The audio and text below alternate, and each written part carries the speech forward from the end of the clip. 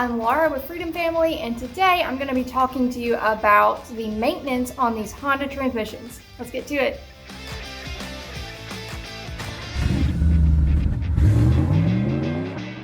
So this video is going to be very information heavy. I'm going to try to help you diagnose if your transmission is just needing maintenance or if it has an internal issue. I am going to visually walk you through these steps to maintaining your Honda transmission, and our awesome community has given us tons of feedback from their experience with these issues and with this maintenance. So without further ado, let's get to it. This only applies to the automatic transmissions. This does not apply to Honda's CVT transmissions. They are very different and they actually take different fluids. Honda has a different fluid for their automatic transmission and their CVT transmission. Before you get into this job, you're going to want to make sure that you have a transmission dipstick, because if you don't, it's likely that your transmission is a CVT, but you're also going to want to find some sort of way to have your VIN decoded and check and see what transmission you've got. But in general, all of these Honda automatic transmissions are the same. They have a dipstick, they have a drain plug that's very accessible, and all the information that I'm going to be giving you should be relevant if you have a transmission from all the way back to, I believe, the early 2000s to present. Over the past year, we have started buying Hondas, and most of them have come in with what the internet calls a transmission shudder, or what other people would call just a shudder. And the symptoms of this is when you're going like about 30 to 40 miles an hour, you can't always feel it, but you can see your RPM needle just kind of go up and down between 1000 to 2000 RPM, and it's actually slipping between that second and third gear, I believe, which causes that little bit of a shudder in the vehicle, especially in the late stages of this issue. The cause for this is actually not a serious problem, it's just a maintenance problem. The way these transmissions are designed, they need to have a complete fluid change about every 50,000 miles. Most of the time when we're getting a vehicle in, it's maybe had it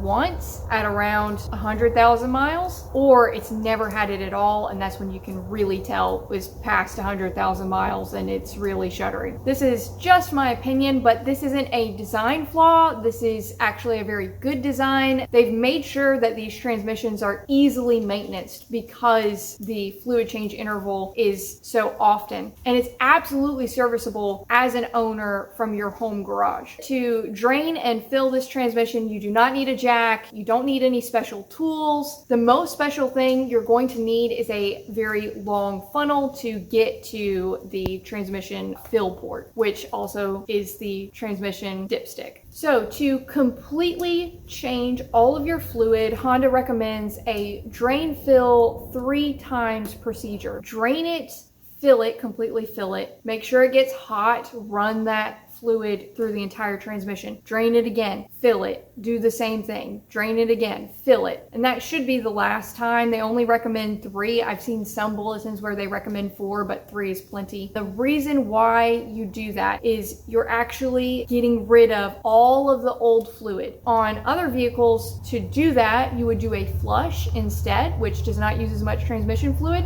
and I don't know the reason, but you do not do that on a Honda transmission. You do not flush these transmissions. Don't know why, but this is the procedure that they've set and it works. So buy the fluid, do it 3 times. And speaking of fluid, I guess it's time to have the age-old argument, Honda fluid versus any aftermarket fluid. I'm going to be talking about Valvoline MaxLife because that seems to be a favorite. Some people are very pro Honda only fluid. Some people are very pro Valvoline only fluid because they think that it has more additives. I personally do not know who is correct. I've used both. I've had great results with both. It is completely up to your discretion as the owner. Don't let anybody tell you what to do. If it works for you, go with that. The reason why so many owners like Valvoline is because it is specifically designed for high mileage vehicles. It genuinely does have some additives in it for shudders. From what I've been seeing online, there are quite a few owners who have used this stuff religiously and have had no issues, and they absolutely swear by it. So that is why I can sit here and recommend it it to you as well. But obviously some people are going to have very strong opinions about Honda. To be fair, it has been designed specifically for that transmission, so that's that side of the argument. If you have any concerns about aftermarket parts or aftermarket fluids, just go with your gut, get the Honda fluid. It's not that much more expensive. I think it's going to be about a $50 price difference between all of the Honda fluid that you need versus all of the Valvoline fluid that you need. So to start the drain and fill process, we're going to find the dipstick kind of towards the bottom of the engine on the right side if you're on the outside of the vehicle looking at the engine, about halfway down the motor. It can be a little difficult to find unless you have the older version with the yellow handle.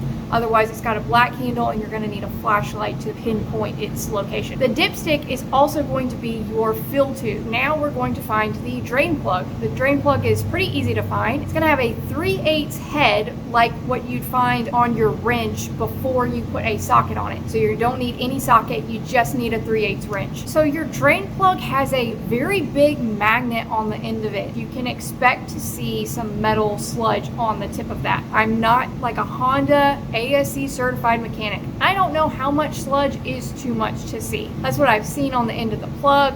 Whenever I go to do that maintenance, you're going to see way less of it as you do these drain fills. You're going to want to clean that off, especially because you're going to be seeing it again with your next drain and fills. You're going to get a good idea of the cleanliness of your transmission if you continue to see the same amount of sludge getting on the end of that magnet. So you're going to want to clean that off every time you pull the plug. Anything big, chunky, and very shiny on the magnet is going to be a huge indicator of an internal issue that goes beyond the maintenance shutter, especially the first time that you pull that plug. That's going to be a good time to look at that. When you go to replace that plug, there is a crush washer. I have never had any issues with the crush washers leaking. If you are really wanting that crush washer, I'm sure your local dealer or parts store will be happy to sell you one of those. And when you go to put the plug back in so that you can fill the transmission again, you're going to want to tighten that down to 36 foot-pounds. When you go to fill the transmission, you're going to want multiple funnels or one very, very long funnel. It's good to have a transmission dedicated funnel for clean transmission fluid. You don't want any contaminants going straight into your transmission. I do recommend having a light because you can think that you got it, and if there's any sort of noise going on around you, you can't hear it when the transmission fluid hits the floor, which has happened to me. I've lost about half a gallon of transmission fluid that way, and you don't want to make that mistake. So get a light, make sure you're putting the funnels where they're supposed to go. I always fill it with 3 quarts exactly. As you fill it, so you put 3 quarts in, you're going to want to check it. 3 quarts is not going to be enough, so you're going to want to put more in it from there. Then you're going to want to check the dipstick. It's a hot read only dipstick. You are going to want to rely on your hot read stick. Beyond just that, you really need to get that fluid moving through every part of the transmission so that you mix the old and the new fluid so that you're getting rid of as much of the old fluid as possible. Before you get in and you drive it, you're going to want to crank it, sit in the driver's seat, and you're going to want to go through the gears of your gear shifter, and each gear you shift into, you're going to wait 10 seconds and you go into the next gear. So you go into park, reverse, neutral, drive, and I think there's like a D3, something like that, depends on the vehicle, and then you're going to go back up 10 seconds each, and then you're good. That'll get that transmission fluid running through all the gears, and then you can check it again. Then you're going to want to take it out and drive it for at least 10 to 15 minutes. That should get it up to 160, which is the running temperature of the transmission. That's going to be imperative to mixing all of that transmission fluid up so that you're draining more of the old fluid when you go for that next drain. And it is better to actually drive it than just let it sit for 10 to 15 minutes, because it probably won't actually get up to 160 degrees if it just sits there for 10 to 15 minutes. And then all you do from there is drain and fill it 2 more times. My experience with the first drain and fill is that there's not really a difference, especially if the shudder is pretty bad. And you're gonna think, what am I doing? I'm just wasting a bunch of transmission fluid. The second time is a huge improvement. If it has gone a really long time without this maintenance, you're gonna feel like it's still doing it a little bit, but it's much better. And then that third time, all the issues are gone. Now, this isn't a a solution for every transmission shudder on the Hondas, especially if you have a transmission code. It has only happened once, but one of the transmissions that we have had a code, and it wasn't just shuddering, it was slamming from second to third gear. Well, yep, there it was.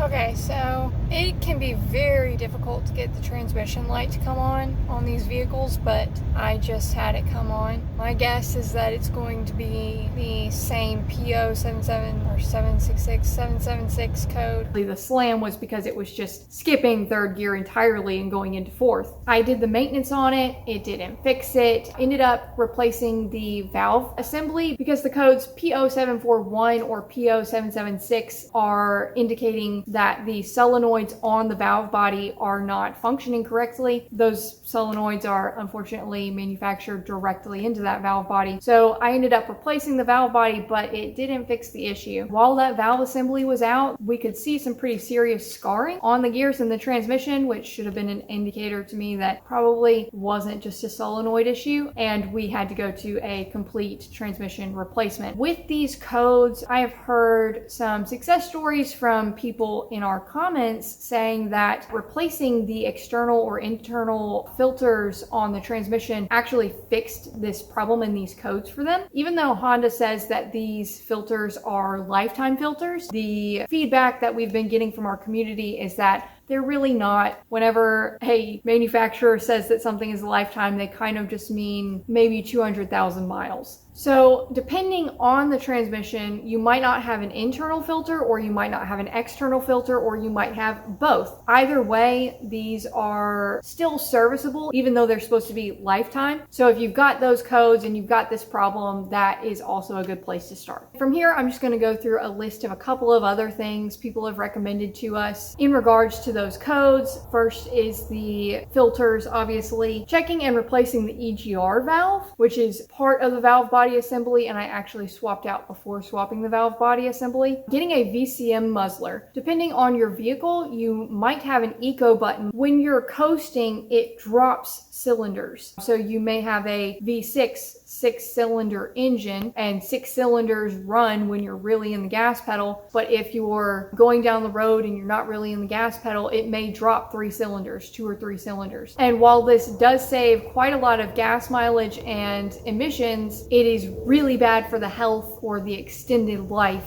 of the engine, and some people believe the transmission. So if you do not have a button to turn that off, a lot of people will install a VCM tuner. I think some people call it a VCM eliminator. It's essentially completely turning that off of your vehicle. Depending on the state you're in, it may be illegal. So I cannot give direct advice on whether or not to do that, but just know that a lot of Honda owners do prefer to do that to their vehicle. The other thing is checking the gear switch or the pressure switch. Also going to the dealer for a software update. This is only going to apply to newer vehicles. Sometimes this is fixed this problem for customers, which does cost, I think, about $200 to $300 for an update, which I think is a scam, but that has worked for some people. It may just be the torque converter, and there is a recall out for some makes and models, so you definitely want to check with your dealer if you're having this issue to see if that applies. And then the very last thing is going to be a transmission reset, which is completely free and you can do it yourself at home. All you're going to do is turn the vehicle on to accessory mode, which is key on, engine off. Then you're going to hold the gas pedal to the floor for 30 seconds, and then you can release the pedal and turn the key off. That should reset the transmission module. So in conclusion, all of these things are really great things to check first. A big thank you to our commenters and our community for giving that information to us to be able to give back to you. My personal opinion from working on so many different kinds of vehicles is that I really like Hondas. Like any other manufacturer, there are obviously things that they could do better, but they designed this transmission specifically to be maintenanceable, likely because the interval was going to be so often, and I greatly applaud them for that. It's a great product. Any owner can do this maintenance themselves. And to me, that is always just a really great thing. So hopefully we've given you enough information to give you some confidence going into the maintenance shudder, or maybe even the more serious problems. And obviously, if you have any more input for us or suggestions for other people, please do leave that in the comments. If you found the video helpful, please like and subscribe. It really helps out the channel. Thanks so much for watching, and I will see you again in the shop.